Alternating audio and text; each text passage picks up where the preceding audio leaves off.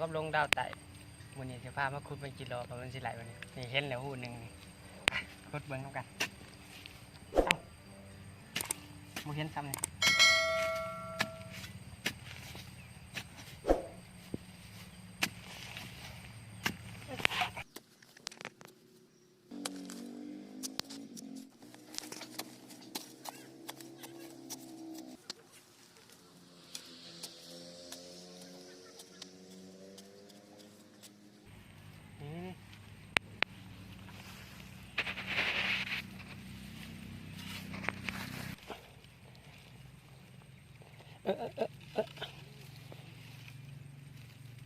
นี่ก้อนเพื่อได้แล้วแต้มหนึ่งตัวแรกของเป็นกิโลของเรา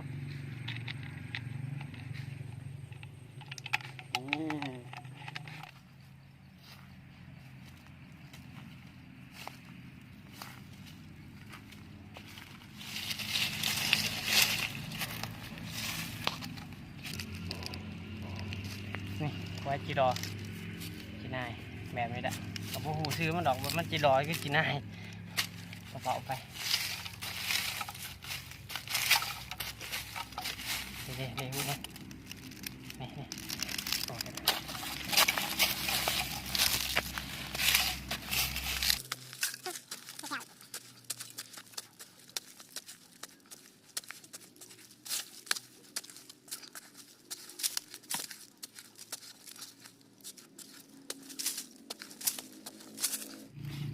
เดี๋ยวมาเบิ่งใกล้ๆ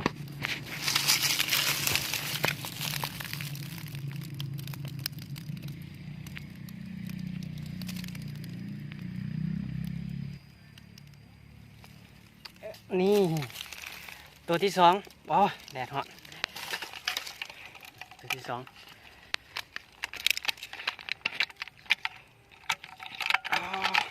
ต้องตกง่ายไป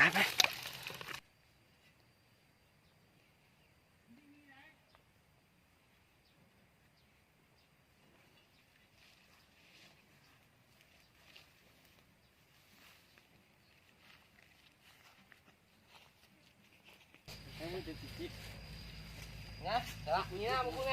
นี่ต้องควายมันดอกควายมันเดียวนี่ควายมันเดียวควายหนึ่งโอ้คือแข็งแท้โอ้เดี๋ยวเห็นหูแล้ว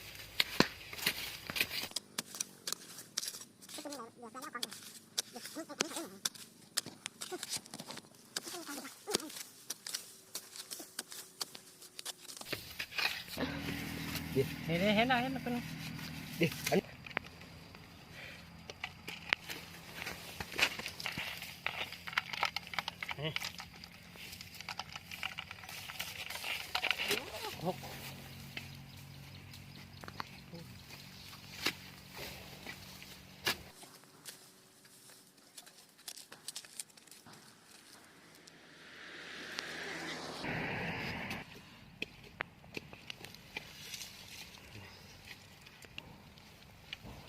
โอ้ย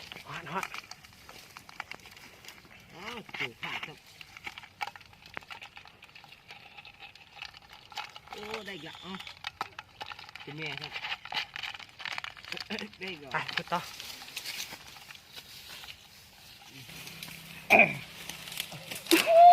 กากไหลดิกากไหลเอ้ยดูโอ้ยนี่นี่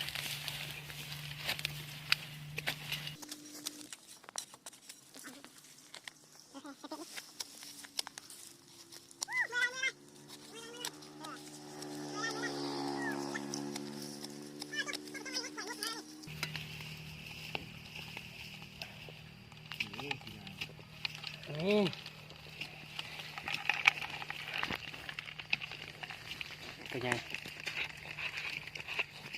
เกิดแต่ฮอตก็ฮอตสิไหลพวกปนอยู่บ่นี่ก้อยหนึ่งสิมาหุบก่อนเดี๋ยวนี่หุบ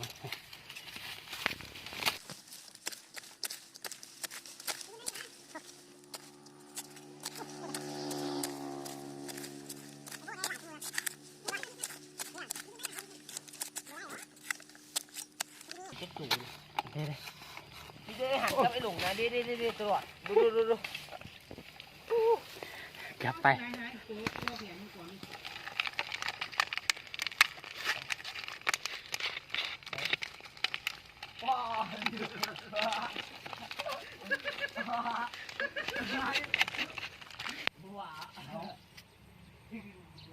เอาจนนึงอยู่นี่ตัวนึง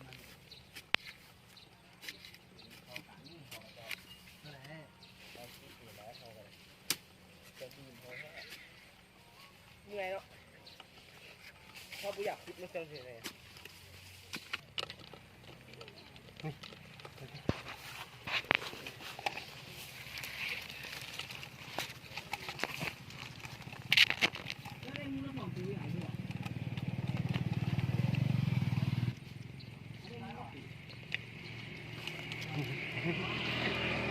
ได้ยีแล้วตัวนึงโอ้ย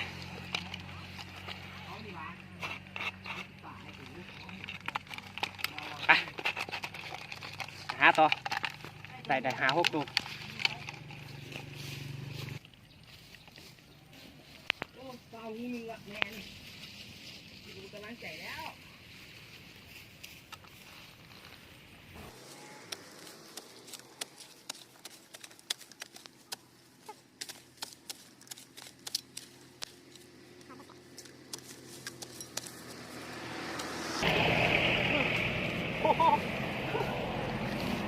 ซับมุนนะขี่แตกออกเลย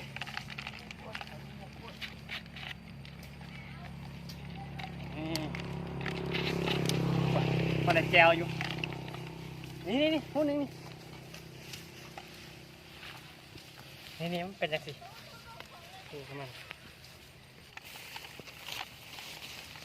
เด็ดไหนลุงมาอุ้ยเนาะ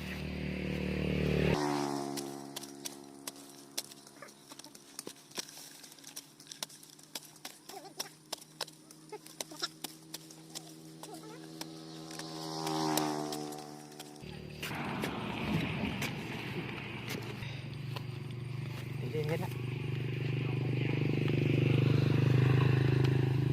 นี่ปลอดภัยมาซับ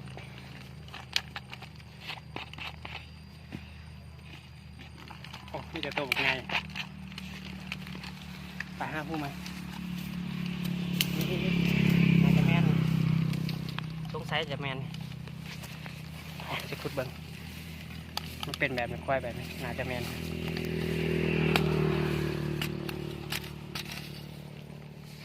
แมนแท้ ไก่โบ้งคือมี3ที่ก่อนเลือกพวกนี้นี่ก็มีนี่ก็มีนี่ก็มีนี่ก็มีนี่ก็มี มันก็มุ่งไปจังสิ ก็ตัวนี้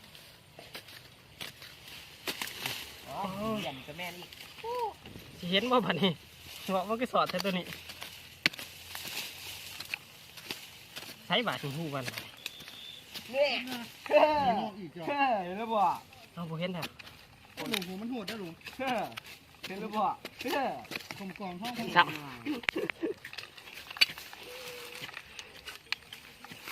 มันบอกมันออกนี่ไอ้มาเนี่ยก็รัดกันเนาะใช่ปะเอาปล่อยเฉยเข้าเกี่ยวที่นี่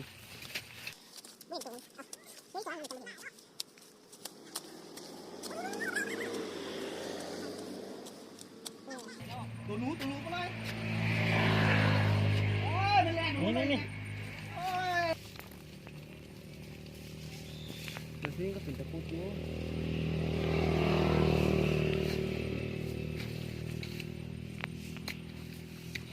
ถ้าเป็นรออยู่เฉยๆเนาะบ่มีแรงประยุนค่ะ โมมีเลย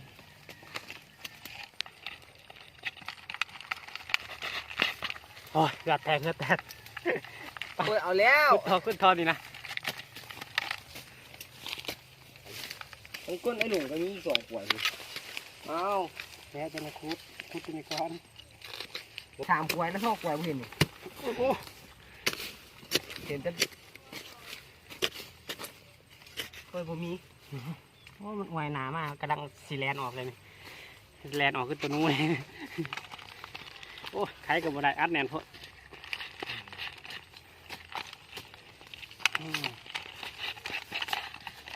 ไหนว่าพอสาว30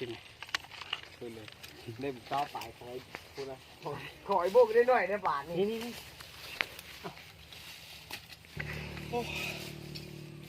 แต่ผมไม่ได้ซื้อหนึ่งของเบอร์เจ้าตรงนี้ ป้าผมไม่ต้องพึ่งทุกข์ไปก่อน เขาเจ้า เฮ้ยซูจีกันแ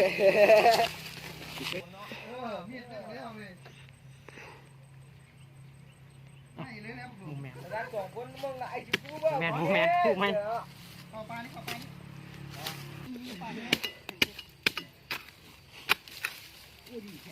มันหมักดีอยู่ป่าน่ะ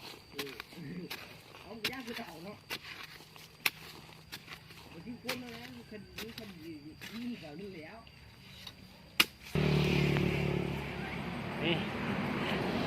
บอกเกลือชัด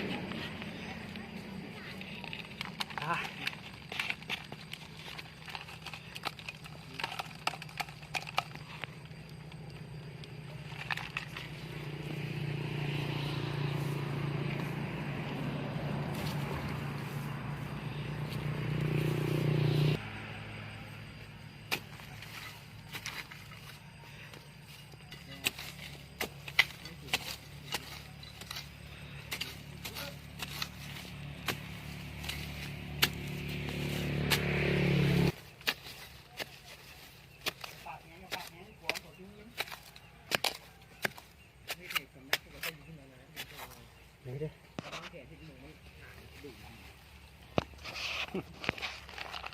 พอดี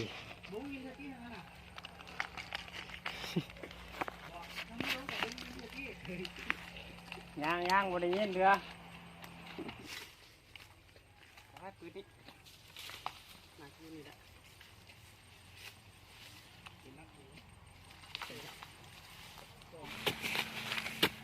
ปลาคือเนี่ยค่ะด้วย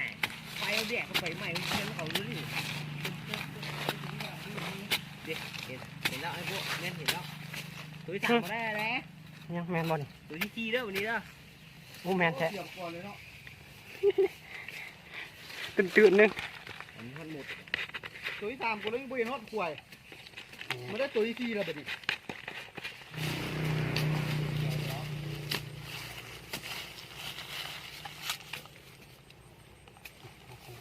แค่ได้บอกโบ้ดิบอกกูดิดูหกเด้อ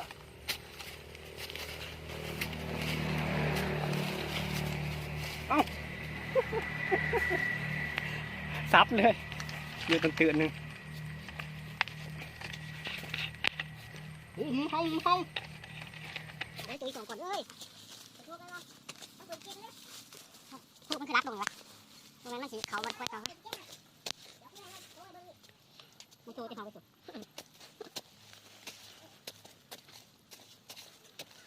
นี่วิธีดึงก้นดึงที่มือยันมือว่ามันบกอยู่ก่อนว่าได้มันเป็นหัวออกมามันจำโดดละ นี่กระทุกเข้าเดี๋ยวบัดนี้โอ้ลืมตุก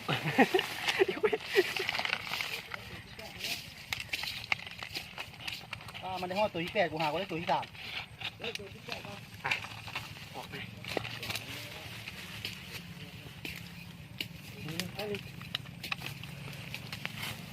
โอ้ไว้ดีๆกันนี่เป็นจำนวนอยู่นี่ใช่บาทเป็นตะควายบ่เห็นหูคือเก่าหูคือบ่เห็น โอ้โหปินก้นมาเรียบร้อยลองก้นขึ้นเลยบักก่อน ตัวที่8เขาอยู่ไหนเนี่ยเขาเห็นเด้อตัวที่8นะ ตัวที่5ใส่ มันเข้าข้างในขึ้นเด็ดตัวที่5เห็นแล้วตัวที่8กันเด้อ แต่บ่ฮู้ว่าสิได้หรือบ่ โอ้ไปใช่เด้อไปใช่เด้ออยู่นี่ เกือบบ่เห็น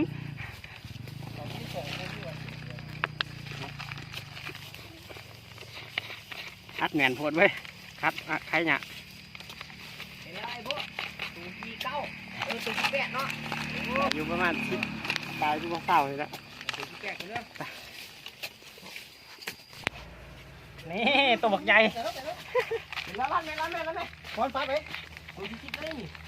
โอ้ตายโอ้ย โอ้ยหอดเลย เห็นแล้วตัวจริงอ่ะโอ้ไอ้ลุงกับไอ้บูได้ฝ่ายเนาะ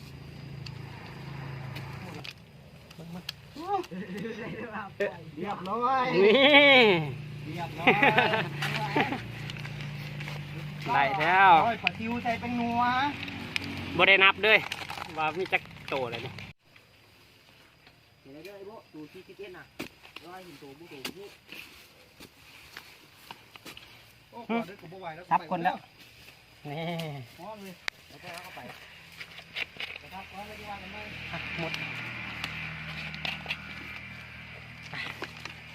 มาลองคุณ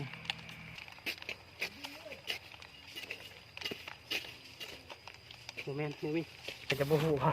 ควายมันกิโลมันเป็นแบบนี้ เป็นวันนี่สิ เป็นวันจะซื้อเบิ้งบ่คักเลยจะบูฮูว่าควายมันกิโลต้องได้ปืดเบิ้งอาสันว่าโมมี่แล้วหาบ่เห็นแล้วที่แท้มันเป็นแบบนี้ไปพุดเขาเบิ้งด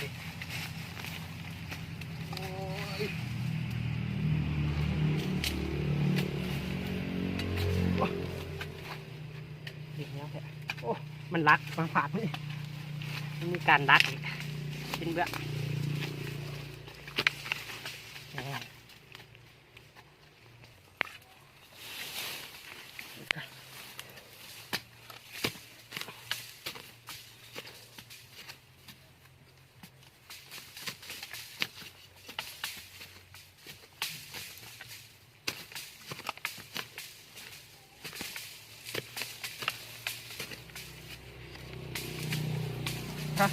เด็กแค่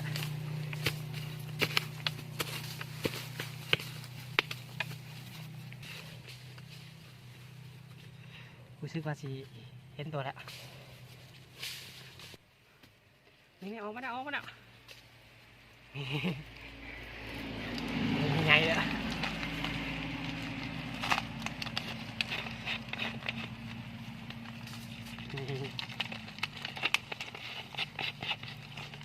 คือว่าหลายๆเติบไปเลยเนี่ยสองคู่ไหม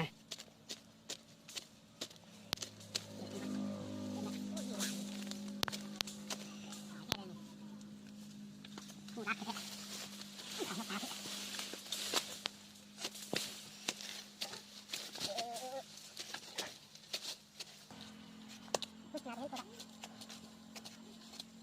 วกรักโมซามาถ่ายเลย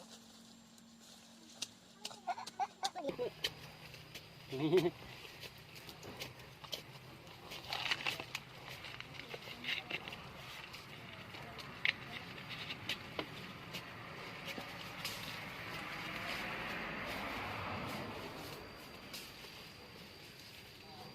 น่าจะไม่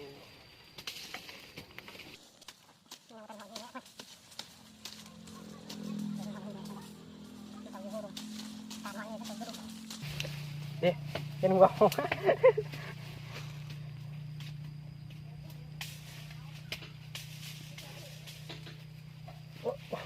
นี่หมดทั้ง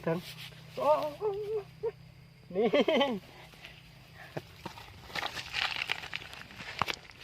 วะ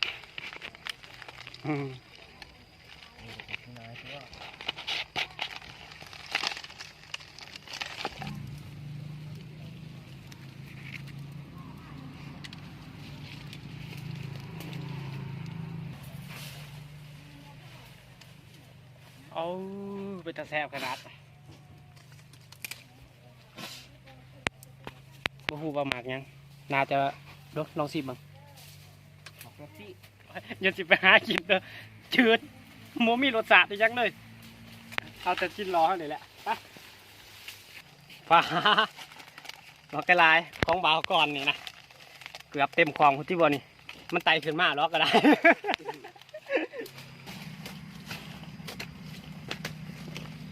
ถ้าเจอกับทุกคนปันนี่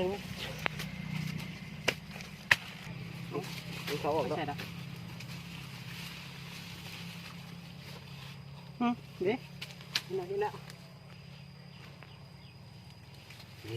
นี่ตัวใหญ่โอ้สองตัวได้เฮียกัน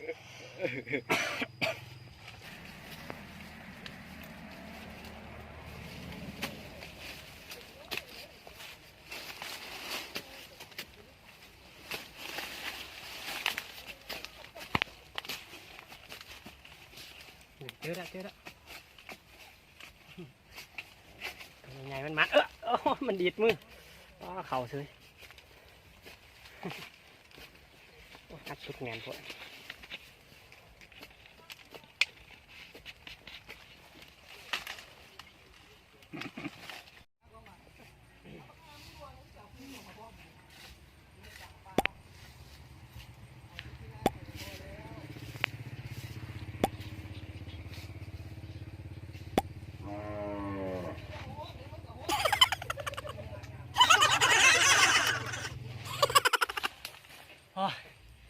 เมื่อยได้